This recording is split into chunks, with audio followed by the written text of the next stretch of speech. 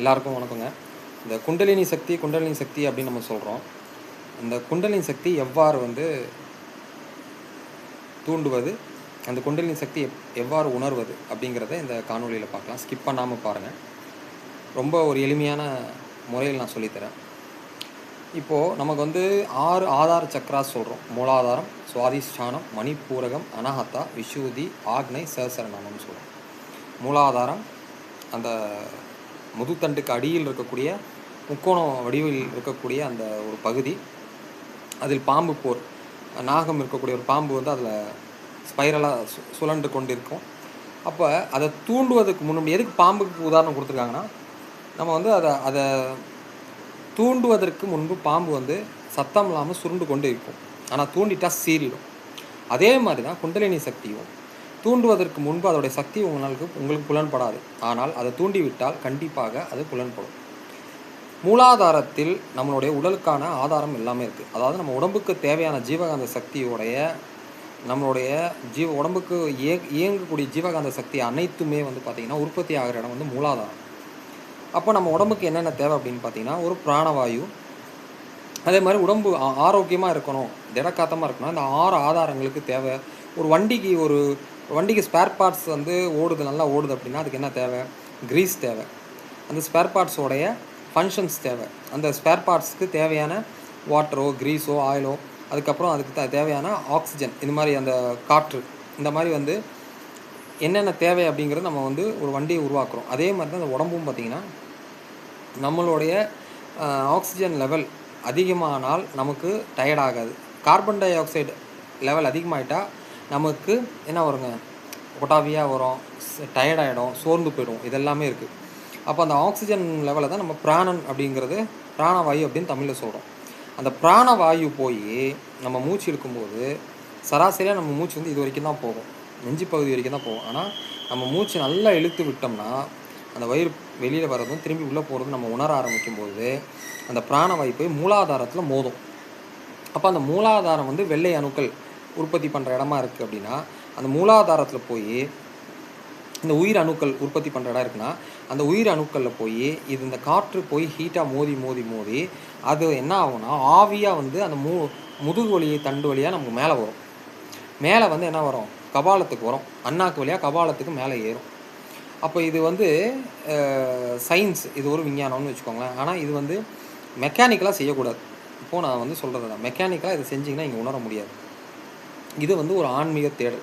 இது எப்போ வரனா, நம்மளுடைய ஆன்மாவை நமக்கு உணர முடியும் அப்படின்னா, நம்மளுடைய எண்ணங்கள் நம்மளை நாமளே பார்க்க முடியும், தியானிக்க முடியும். ஒரு தியானம் ஒரு கட்டத்துக்கு நம்மளை நாம தியானம் பண்ணி நம்மளை அறிய முடியும் அப்படின்னா இந்த குண்டலினி மேலே எழும்ப ஆரம்பித்தோம்.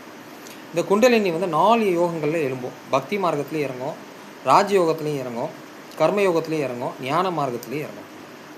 உதாரணத்துக்கு ஒரே சிந்தனையை, ஒரே கேள்வியை திரும்ப திரும்ப நீங்கள் உங்களுக்குள்ளே கேள்வி கேட்டுகிட்டே இருந்தீங்கன்னா ஒரு வகையான டிவைன் பவர், அதாவது இறைய சக்தி தூண்ட செய்யும். அந்த இறைய சக்தி கீழே மூலாதாரத்துலேருந்து மேலே ஏறுறத நம்ம உணரலாம். இது ஒரு இது. ரெண்டாவது பார்த்திங்கன்னா ராஜயோகம். ராஜயோகம்னா மூச்சு பயிற்சி.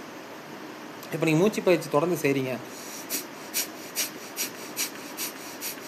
இது கபால்பாத்தி.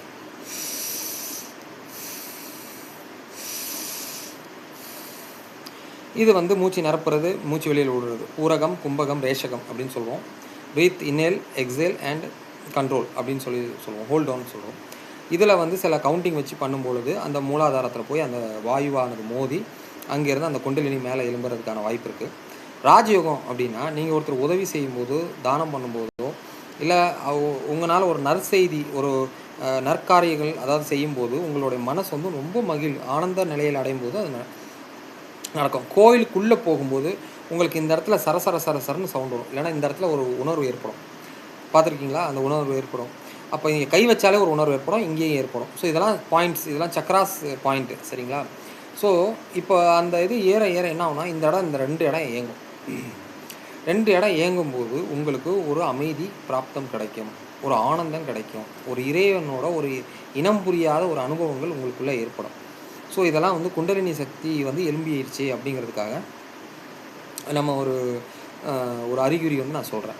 உதாரணத்துக்கு வந்து இப்போ இதை வந்து தக்க வச்சுக்கணும், மறுபடியும் கீழே இறங்கக்கூடாது அப்படின்னா அப்படி பண்ண முடியாது. அப்போ நீங்கள் என்ன பண்ணணும்னா, முழு நேரம் யோகத்தில் இருக்கணும், இல்லை முழு நேரம் தியானத்தில் இருக்கணும், முழு நேரம் கர்மாவில் இருக்கணும். கர்ம வினை ஒன்று நல்ல கர்மாக்கள், அதாவது உதவுறது, அடுத்தவங்களுக்கு தான தர்மம் பண்ணுறது, உணவு அன்னதானம் பண்ணுறது, இப்படி பண்ணும் பொழுது உங்களுக்கு ஏற்படும் மகிழ்வுனால இந்த குண்டலினி எழும்பும். எப்படி பண்ணியிருக்காரு பாருங்க கடவுள்.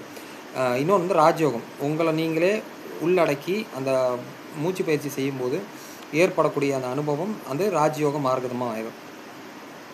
இன்னொன்று வந்து பார்த்தீங்கன்னா, இப்போ ராஜயோகத்தை பார்த்தீங்கன்னா யோகா இருக்குது, மூச்சு பயிற்சி இருக்குது, தியானம் இருக்குது, தாரணை இருக்குது, இதெல்லாம் இருக்குது, அட்டமாசித்தி இருக்குது.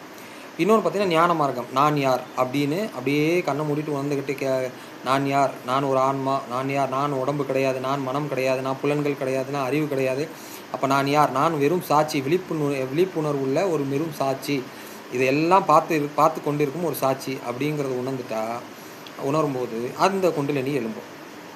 சரிங்களா? குண்டலினியும் தனியாக நீங்கள் எழுப்ப வேண்டாம், இதெல்லாம் செஞ்சாலே போதும், எழும்பும்.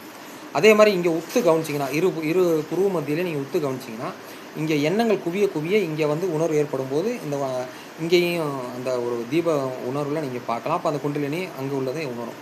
ஸோ இதெல்லாம் வந்து இதுக்கான முயற்சிகள். இதை நீங்கள் நல்லா செஞ்சு பழகுங்க. நான் வரக்கூடிய காணொலியில் மூச்சு பயிற்சி எப்படி செய்கிறதுன்னு நான் சொல்லித்தரேன்.